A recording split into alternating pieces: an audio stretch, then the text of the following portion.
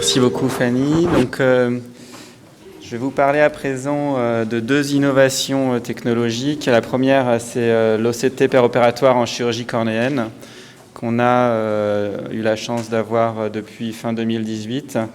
Et l'autre qu'on a eu à disposition quelques semaines et qu'on espère avoir au plus long cours, c'est le laser femtoseconde pour la réalisation des greffes de cornée.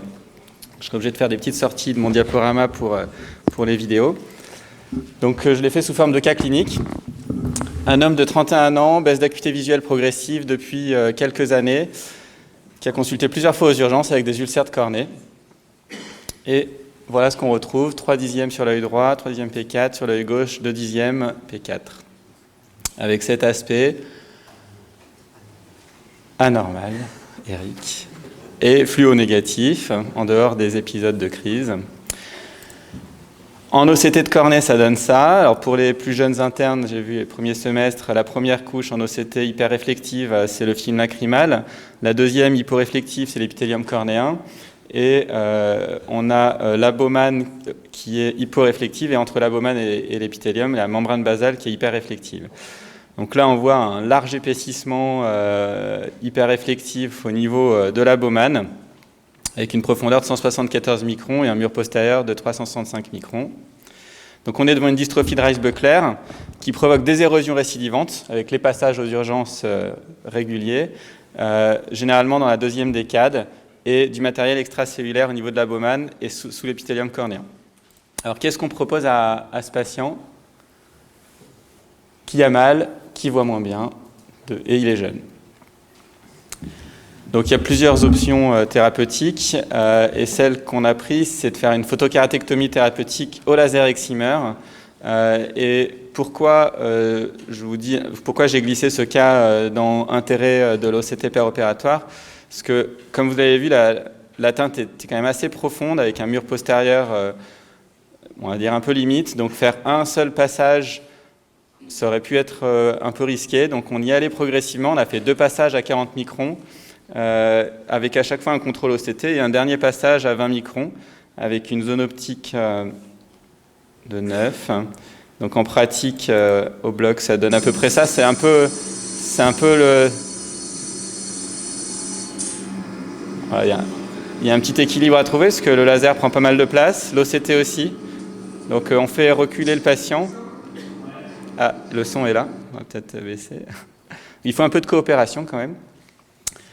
Voilà. Donc on lui fait un OCT avant, on fait un premier passage à 40 microns. On fait un deuxième, on peut faire l'OCT du coup. Et là c'était le dernier passage, donc voilà, on peut contrôler qu'on a une ablation qui est complète et un mur postérieur qui est encore suffisant. Voilà, donc je vous mets pas les 3 passages, vous avez compris le principe, et c'est vrai qu'on utilise ça maintenant pour les cicatrices cornéennes notamment, et ce type de dystrophie. Donc la photokératectomie thérapeutique, c'est l'application thérapeutique du laser excimer qui est utilisée depuis plusieurs décades pour la chirurgie réfractive. Donc, qui émet dans l'ultraviolet à 193 nanomètres, qui agit comme le flash d'un appareil photo, en rompant les lésions moléculaires et en vaporisant le tissu cornéen. Plusieurs applications: optique en cas d'astigmatisme irrégulier, transparence, je vous ai montré en cas d'opacité, ou en cas de douleur, érosion récidivante. Donc un exemple de cette patiente, 7/10 par INO2, avec -3 à 90 sur l'œil droit, qui est apparu qu'elle n'avait pas, il y a quelques années, sur ses anciennes ordonnances, elle n'avait pas cet astigmatisme. Et quand vous l'examinez, vous trouvez ça. Petite lésion superficielle. En OCT de cornée, on peut la localiser ici, sous l'épithélium cornéen. Et vous faites une topographie, vous avez un aspect d'astigmatisme irrégulier supérieur. Donc bon, ça évoque pas trop un kératocone. Donc, qu'est-ce que ça vous évoque? Donc ça, c'est ce qu'on appelle un nodule de Salzmann. C'est une accumulation de collagène sous l'épithélium cornéen. Donc là, le traitement, ça a été une exérèse complétée d'une photokératectomie thérapeutique pour relisser la cornée, et on a pu retrouver une hémétropie, donc corriger complètement son astigmatisme. Donc, on a vu optique, ensuite la transparence. Donc ici, vous voyez une kératopathie calcaire, dite aussi kératopathie en bandelette, qu'on peut voir dans les patients en fin de course d'uvéite ou dans les glaucomes multitraités chroniques ou dans d'autres pathologies chroniques oculaires. Donc c'est une accumulation de calcaire, du calcaire des larmes qui va s'accumuler au niveau de la Bowman, qui peut être associé aussi à des érosions récidivantes. Ici, un autre exemple de cicatrice.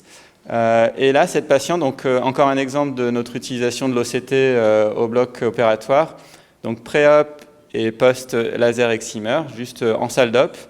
Et donc là, c'était une patiente un peu plus âgée. Donc on voit l'opacité qui est très épithéliale. Donc là, on est plus sur une pathologie rare qui est une dystrophie de Leach, une dystrophie épithéliale pure. Donc on a fait une PTK avec un bon résultat, une récupération visuelle. Donc, optique, transparence, maintenant la douleur. Donc, un exemple, on va dire, jeune patient qui se présente avec des douleurs aux urgences récidivant, encore un 5e passage aux urgences, désolé les internes des urgences d'Ateco. Mais c'est d'où l'intérêt de réorienter ce patient rapidement. Avec des petites opacités punctiformes épithéliales, c'est des petits débris de l'épithélium cornéen. Et en OCT de cornée, qu'est-ce que vous voyez?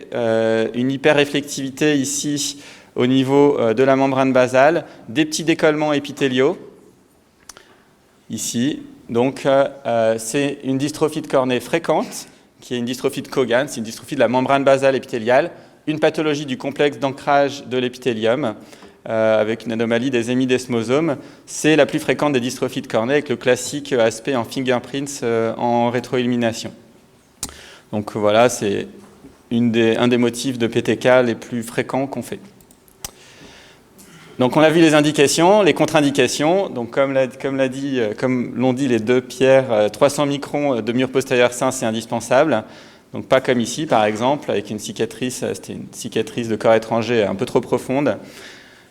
Là, ici, la sensibilité cornéenne, indispensable avant de faire une PTK, à mon sens, notamment en cas d'antécédent d'herpès. Parce que si vous avez une cornée neurotrophique, ça va être que des problèmes de cicatrisation. Les pathologies associées à la neurotrophie, notamment le diabète ou les pathologies inflammatoires, PR, et cicatrices d'herpès. Alors, les cicatrices très anciennes, sans récidive, il y a des publications qui ont suggéré qu'on pouvait les traiter. On en a fait quelques-unes sans récidive, mais c'est souvent des opacités très irrégulières, pas avec les meilleurs résultats. Alors, cette patiente, T centrale cornéenne, séquelle d'abcès de cornée, acuité à compte les doigts. Elle est jeune, 30 ans, et vous voyez ici la profondeur de l'opacité. Qu'est-ce que vous lui proposez? Donc là, en OCT, alors là, je ne vous ai pas mis la mesure volontairement, mais clairement, on a en dessous de 300 microns. Donc, on va proposer à ce moment-là une kératoplastie lamellaire antérieure profonde. Donc, le principe, je le rappelle, voilà, ça va être de traiter l'opacité, de disséquer la cornée malade, de laisser l'endothélieux Descemet du patient et de greffer la cornée d'un donneur, de laquelle on aura disséqué l'endothélieux Descemet. Donc, je vous ai mis ici une DALC assistée au laser femtoseconde. Donc, le premier temps consiste en un repérage OCT et on fait un premier flap qui laisse un mur postérieur de 100 microns sur la cornée du patient. Donc, on peut voir la progression en rouge, voilà. Et le laser va faire aussi un tunnel situé à 30 microns du mur postérieur, qui va faciliter la technique de la Big Bubble. Donc là, on enlève le premier flap cornéen assez facilement. On a juste à soulever les petits ponts laissés par le laser femtoseconde. Donc il reste 100 microns de mur postérieur. Et on va après injecter de l'air avec une canule. Donc là, on est après à 30 microns du mur postérieur. Et on va faire ce qu'on appelle une aérodissection avec un clivage au niveau de l'endothélieux Descemet qui va se faire en injectant de l'air Voilà, 30 microns. On peut le voir en temps réel en OCT ici. Et après, la subtilité, ça va être d'aller disséquer ce toit laissé par la Big Bubble. C'est là où il y a le plus de risque de perforation. Donc, il y a des collègues de la Fondation Rothschild qui ont suggéré de faire une technique en double docking, en réappliquant le laser, mais là, sur cette chirurgie-là, ce n'est pas l'option que j'avais prise. Donc, c'est plutôt une dissection très douce, comme on peut le faire avec une technique de Mélès, avec des spatules cornéennes voilà, les plus douces possibles. Voilà, donc alors c'est assez long, c'est nettement accéléré comme vidéo. Donc là, il nous reste un tissu assez fin là, qui fait 30 microns environ. Et on va ensuite peler l'endotheliodesmède. Donc ça, c'est le greffon du donneur, la cornée d'un donneur, dont on va donc prélever le tissu qu'on a laissé sur notre patient, l'endotheliodesmède. Voilà, quand on a de la chance, ça vient en un temps. Alors, je n'ai pas montré cette vidéo à nos collègues de la Banque des tissus, parce qu'ils nous auraient dit vous pouvez utiliser ce tissu pour une greffe lamellaire postérieure. Il y a des publications qui l'ont fait, mais au niveau législation, c'est un peu compliqué. Et donc après, on va suturer le greffon du donneur par 16 points séparés, comme on peut le faire dans une kératoplastie transfixiante. Enfin, voilà.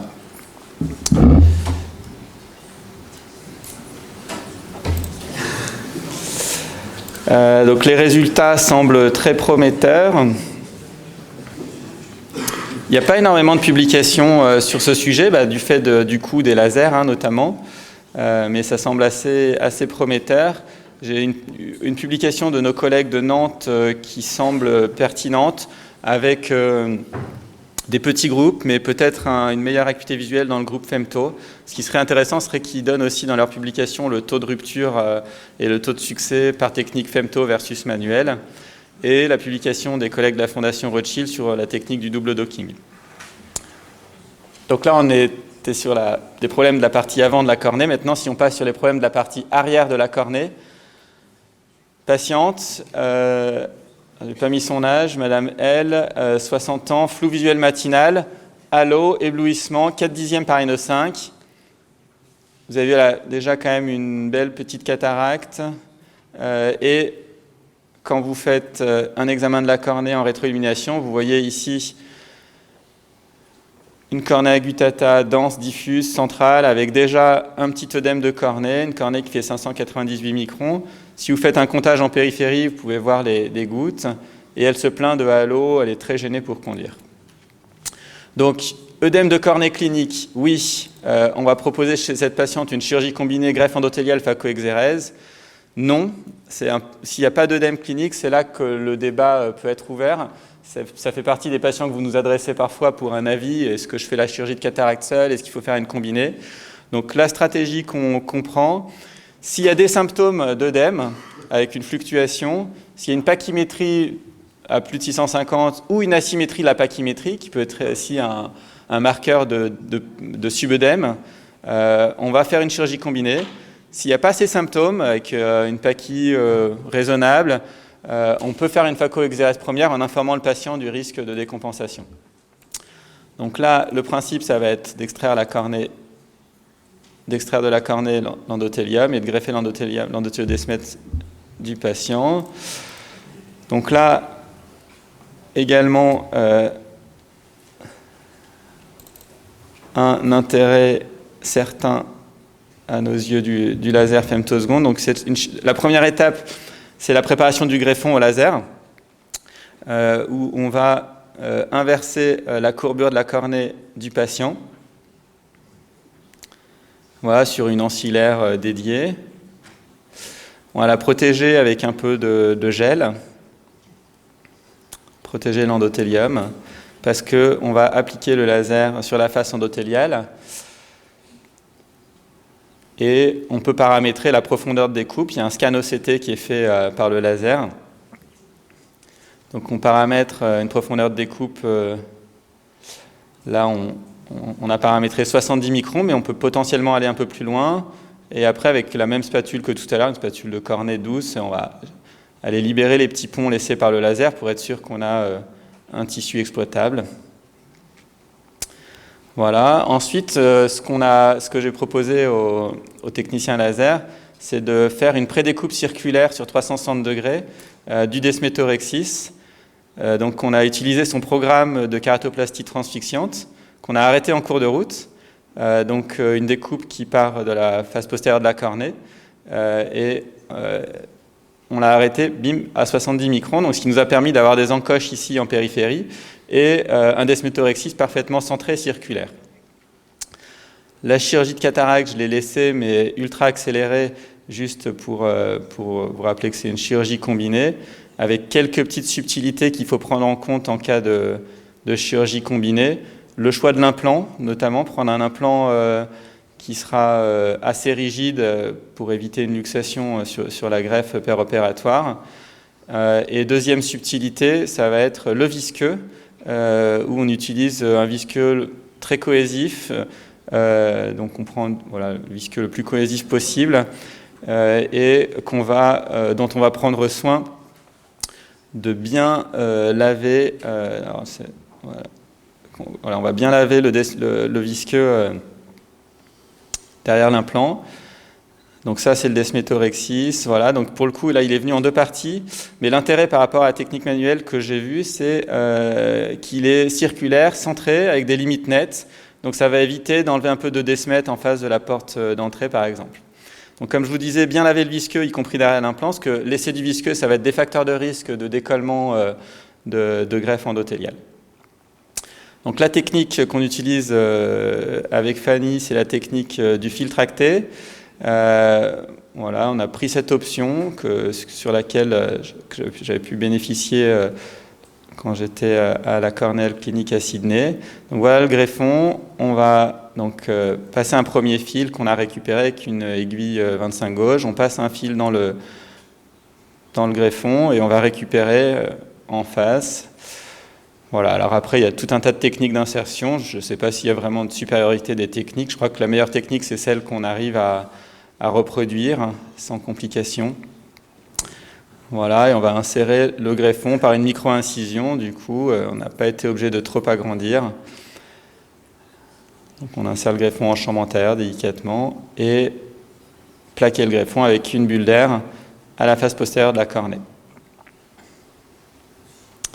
Voilà, contrôle OCT. Donc le greffon, il est bien centré, il s'est bien appliqué, bien coapté grâce au desmétorexis circulaire. Donc un intérêt du laser, je pense.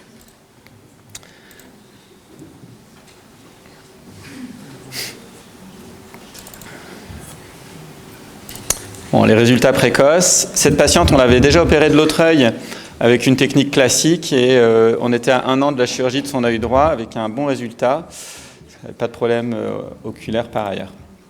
Bon, le débat du jour, c'est pas celui d'IMEC versus ultrafine dissect. Juste pour vous, c'est toujours intéressant parce qu'on voit beaucoup sur les podiums de d'IMEC, qui est la technique la plus séduisante au niveau anatomique. Mais pour mémoire, les Américains, ils font 21 000 ultrafine DSAEK en 2017 versus 7 000 d'IMEC. Bon.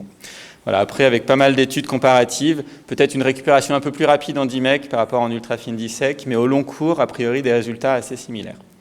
Alors, j'ai fait un peu la littérature sur le laser femtoseconde. Il n'y a pas énormément de publications. Il y avait certaines publiées où ils embarquaient une partie du stroma, avec pas mal de complications, donc c'est pas vers ça qu'on s'est dirigé. On a juste laissé le laser sur la périphérie. Et une publication donc sur on peut se dire tiens aller appliquer un laser sur la face endothéliale, c'est un peu osé quand même. Donc cette étude, je la trouve intéressante. Ils ont comparé un patient une cornée à qui on fait rien, une cornée à qui on va juste appliquer le laser mais sans le faire marcher, et différentes tailles, 90 microns, 70 microns et 70 microns avec du visqueux. On est assez proche des contrôles, donc a priori on n'a pas trop de perte endothéliale avec cette technique.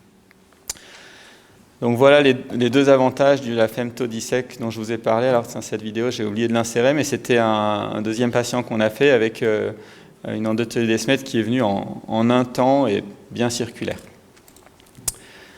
Dernier petit cas rapide, patiente de 25 ans, acuité visuelle à 6/10 sur l'œil gauche, fort grossissement cornéen, vous voyez ça, avec ses lunettes. Sa topo, on en a déjà vu pas mal avec les sessions précédentes. Donc là, clairement un kératocone déjà assez avancé, avec un Kmax à 53. Donc là, on a proposé, bien évidemment, le premier temps, c'est toujours une adaptation à lentilles rigides, mais patiente qui n'a pas supporté ces lentilles rigides, donc une indication à poser des anneaux intracornéens. Et bon, l'intérêt du laser femtoseconde pour créer les tunnels, il n'est plus à démontrer. Par contre, l'OCT, il nous a semblé intéressant aussi de faire des petits contrôles, c'est allé un peu vite, de faire un petit contrôle OCT du bon positionnement des ouvertures réalisées par le laser. Donc après, voilà, on pose les anneaux. Et ce qui va être intéressant, c'est de faire un deuxième contrôle OCT pour vérifier qu'ils sont bien positionnés, qu'ils ne sont pas trop superficiels, parce que les complications des anneaux, ça va être l'extrusion, l'infection possiblement aussi. Donc de contrôler qu'ils sont bien positionnés en OCT directement, c'est un avantage aussi qui nous a semblé intéressant. Donc voilà, alors cette patiente, elle a très bien récupéré. Elle est passée de 6 à 10/10. Et voilà, après, c'est un peu la prédictibilité des anneaux intracornéens. Moi, je trouve personnellement qu'elle n'est pas toujours excellente. Donc, on peut voir ici l'anneau qui est bien positionné. On peut mettre un petit coup d'OCT. On peut être rassuré et rassurer la patiente. Voilà. Et donc, j'en ai presque terminé. Voilà le résultat post-op de cette patiente. Merci de votre attention. On va